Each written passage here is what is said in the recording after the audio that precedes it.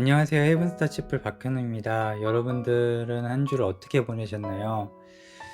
코로나19는 폐렴으로 사람들을 전염시키고 사회를 힘들게 만들지만 저와 여러분들 하나님의 자녀들은 하나님의 사랑을 전염시키는 자들이죠. 그래서 세상을 아름답게 만듭니다. 맞죠? 여러분들 그런 한 주 잘 보내셨을 거라고 저는 생각합니다. 여러분, 저는 군 생활을 할 때 사격하는 것을 굉장히 좋아했어요. 군인들은 누구나 사격 훈련을 받게 되잖아요. 처음 사격했을 때가 생각이 나네요. 그때 얼마나 긴장도 되고 설레는 마음이 있었는지 모릅니다. 근데 사격이라는 것이 쉽지가 않더라고요. 정확한 자세를 연습해야 되고요. 호흡을 연습해야 됩니다.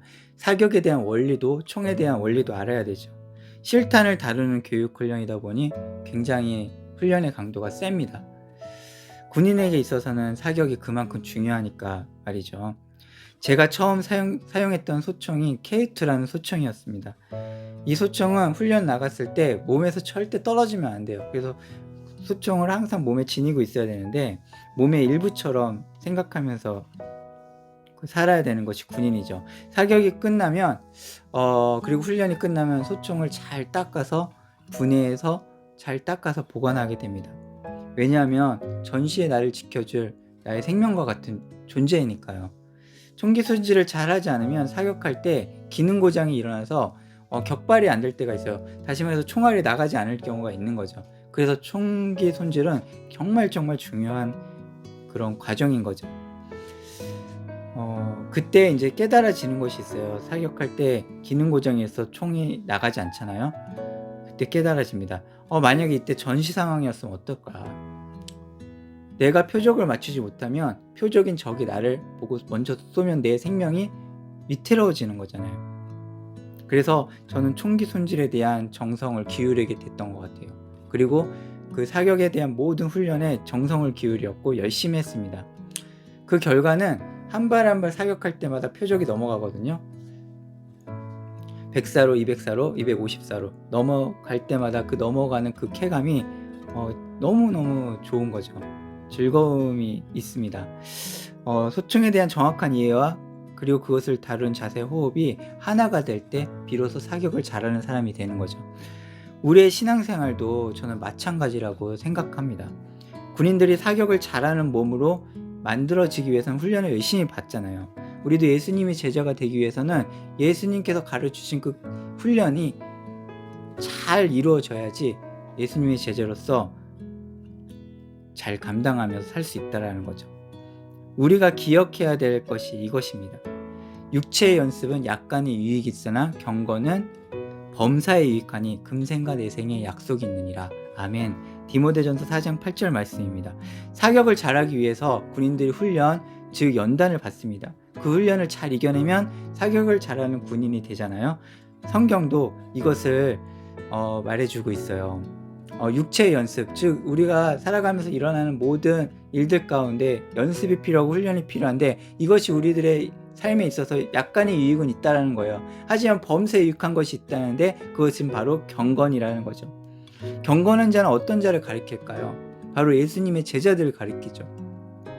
예수님의 제자가 되기 위해서는 경건을 연습해야 된다는 겁니다. 예수님께서 가르쳐 주신 산상수훈, 다시 말해 제가 이름을 붙여봤잖아요. 예수님 제자학개론. 그 처음을 장식하는 말씀 8가지 복에 대한 말씀이 나오죠. 그것을 여러분들과 지금 계속 나누어 보고 있잖아요. 이 8가지 복은 심령이 가난한 자로 시작해서 의를 위하여 핍박을 받는 자로 마무리가 됩니다. 이 2가지 복 안에는 나머지 6가지 복이 들어 있어요. 심령이 가난한 자가 누구인지, 의를 위하여 핍박을 받는 자가 누구인지를 나머지 6가지 복은 설명해 주고 있는 거예요. 총 8가지 복이 요구하는 인물이 바로 예수님의 제자로서 자격을 갖춘 자임을 말해주고 있다는 거죠. 8가지 복을 설명하시고 예수님께서는 계속해서 6가지 복을 받는 사람이 어떻게 살아가야 되는지 구체적으로 마태복음 5, 6, 7장을 통해서 말씀해 주셨고, 이어서 예수님이 그것을 어떻게 하면서 사셨는지 우리들에게 본을 보여주셨고 그대로 사셨음을 성경은 우리에게 가르쳐주고 있어요. 이것에 대한 우리의 정확한 그 라벨링이 필요해요. 무엇에 대한 예수님의 제자로서 우리가 어떻게 살아가야 될 것인가. 그것을 우리는 8가지 복을 통해서 공감이라는 이름으로 우리 한번 같이 묵상해 보고 있습니다. 이것이 세상에서 빛과 소금으로서 우리의 정체성을 명확하게 만들어 줄 거라 저는 믿고 있어요. 오늘은 산상수훈 8가지 복 중에 6번째 이야기입니다. 하마르티아라는 제목으로 여러분들과 묵상을 함께 나누어 보고자 합니다. 하마르티아는 헬라어로 재밌는 뜻을 가지고 있어요. 하마르티아는 죄라는 단어로 번역되는데요. 그런데 이런 의미를 가지고 있습니다. 관역에서 벗어나다. 여러분들 올림픽을 보잖아요. 그럼 양궁이라는 종목이 있습니다. 관역을 향해 우리나라 선수들이 활을 당깁니다. 우리나라가 또 양궁에 있어서는 강국이잖아요. 정확히 그 관역을 맞추는 모습을 우리는 TV를 통해서 보죠. 그때 기분이 어떻습니까? 저는 너무너무 기분이 산뜻하고 상쾌하고 좋더라고요. 죄는 그 관역에서 벗어나는 것을 뜻하고 있습니다. 그 정확한 중앙에 정확히 맞을 때 높은 점수를 받잖아요. 관역에서 벗어나면 점수를 받을 수가 없잖아요. 죄가 그렇다는 거예요. 하나님의 말씀이 관역이라면 우리는 정확히 그곳을 향해 조준되어 있어야 되며 그곳을 향해 날아가야 되는 것입니다. 오늘 본문은 마음이 청결한 자가 받을 복에 대해 예수님께서 가르쳐주고 계시는 거예요. 마음이 청결한 자, 과연 그런 누구일까요? 여러분, 깨끗함의 반대가 무엇이죠? 더러움이죠. 성경에서 더러운 것이 바로 죄라고 말씀해 주고 계십니다. 하마르티아, 죄란 하나님의 말씀에 벗어나 있는 상태를 말하고 있습니다. 죄에 대한 이 문제를 예수님께서는 해결해 주셨죠. 어디서요? 십자가에서. 그것을 믿는 모든 자들에게 하나님의 자녀가 되는 권세를 주셨습니다. 아멘. 하지만 그것으로 충분하지 않아요. 다시 말해 입으로만 고백하는 것은 하나님의 자녀이라고 우리가 증명할 수가 없는 거예요. 반드시 삶의 열매로 나타나야 됩니다. 누구를 통해서요? 성령 하나님을 통해서 말입니다. 마음이 청결하다는 것은 그 앞에서 말씀하신 5가지 복을 받는 사람의 상태를 의미하는데요. 다시 말해 8가지 복은 서로 유기적으로 연결되어 있고 따로따로 열매 맺어지는 것이 아니고 하나의 완성체로 존재한다는 것입니다. 당연히 그럴 수밖에 없어요. 이것은 예수님의 인격을 또한 예수님의 성품을 말해주고 있기 때문이에요. 예수님의 길을 걸어가고자 하는 그분의 자녀들에게 성령 하나님께서 주신 열매가 8가지 복을 받는 사람의 모습으로 나타나야진다는 것이죠. 그러면 우리는 생각해야 됩니다. 나는 이곳에 속해 있는가? 8가지 복이 내 삶 가운데 열매로 나타나는가? 마음이 청결한다는 것은 죄와 상관이 없다는 것을 의미하는 것입니다. 그런데요, 생각해 보세요. 우리는 죄에 늘 언제나 노출되어 있잖아요. 여기서 자유로우신 분이 계신가요? 자신할 수 있으십니까? 그 사실을 우리 예수님께서 너무 잘 아시기 때문에 예수님의 영이신 보혜사 성령님, 내 옆에서 과외 선생님처럼 가르쳐 주시고 도와주시는 성령님을 보내주시겠다고 약속하신 거예요. 관역에서 벗어나지 않게 말입니다. 마음이 청결한 자가 받을 복은 하나님을 보는 것이라고 말씀해 주고 계시잖아요. 하나님을 본다라는 것의 의미가 무엇일까요? 꿈에 예수님을 보는 것일까요? 간혹 꿈에 천국을 갔다 왔다 지옥을 체험했다 예수님을 만났다 하시는 분들이 계시는데 전 사실 그분들을 100% 신뢰하지 않습니다. 성경을 저는 신뢰합니다. 하나님의 계시는 성경 60여 권으로 끝났잖아요. 그런데 그분들이 하시는 말씀을 들어보면 성경 위의 것이 있어요. 직통 계시를 받는다는 분들도 계시고 저는 그것을 신뢰하지 않습니다.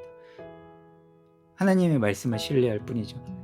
죄송하지만 다른 영일 가능성이 있는 거죠. 예수님 부활 승천하시고 예수님의 그 모습을 최종적으로 보신 분이 계세요. 누군가요? 바로 사도 요한이시죠. 밤모섬에 유배당하고 있을 때 환상을 통해서 예수님을 만났어요. 앞으로 일어날 일들에 대해서 보여주겠다 말씀하셨어요. 그때 예수님의 모습을 보고 사도 요한이 죽은 자처럼 엎드렸어요. 너무나도 찬란하고 너무나도 권위 있는 모습에 압도당했던 거죠. 이것이 팩트입니다. 성경에서 말씀하신 최종적인 예수님의 모습이에요. 친근한 모습으로, 다정한 모습으로 그렇게 나타나시는 분이 아니신 거죠. 다시 오실 예수님은 권위적이고 찬란한 모습으로 오시는 분이십니다. 그 모습에 우리는 두려움에 압도당할 것입니다. 꿈에서 친근한 모습으로 다가오신 예수님을 만났다고 하시는데 그것은 신뢰가 되지 않는 이유이기도 합니다. 왜요? 모든 판단의 기준은 성경에서 확인되어져야 되기 때문이죠. 다시 오실 예수님, 그분의 모습을 기대합니다. 자세한 묘사는 사도 요한 선생님께서 계시록을 통해서 기록해 주셨습니다. 참고해 보시면 되고요. 하나님을 본다는 것이 하나님의 외적인 모습을 보는 것을 의미하는 것이 아님을 어떻게 조금은 설명이 되어졌는지 모르겠습니다. 하나님의 음성 듣기, 간상기도 등 비성경적인 활동들이 일어나는데 미혹되지 않기를 기도하겠습니다. 하나님을 본다는 것의 의미는 하나님과의 교제를 의미하는 것입니다. 보이지 않는 하나님께서 인격적으로 여러분들의 삶 속에 함께 하십니다. 믿으십니다. 그것을 깨닫고 아는 것이 하나님과의 교제이며 하나님을 보는 것입니다. 하나님을 여러분들 어떻게 느끼시나요? 우리는 하나님께서 살아계심을 어떻게 알 수 있나요?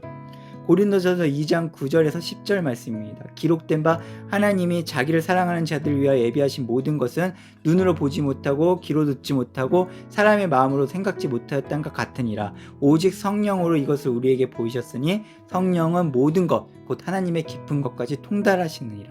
아멘. 인격적으로 우리 삶에 함께 하시고 교제하신 하나님을 우리는 성령님을 통해 알고 있고 우리를 향한 하나님의 예비하심을 깨달을 수 있는 것입니다. 그 확증은 여러분들의 삶의 현장을 통해서 나타나는 열매라고 보시면 됩니다. 왜요? 그 열매는 도저히 내가 맺을 수 없는 것이거든요. 정말로 싫어하는 사람이 있으신가요? 너무나도 미운 사람이 있으신가요? 용서치 못한 사람이 있으신가요?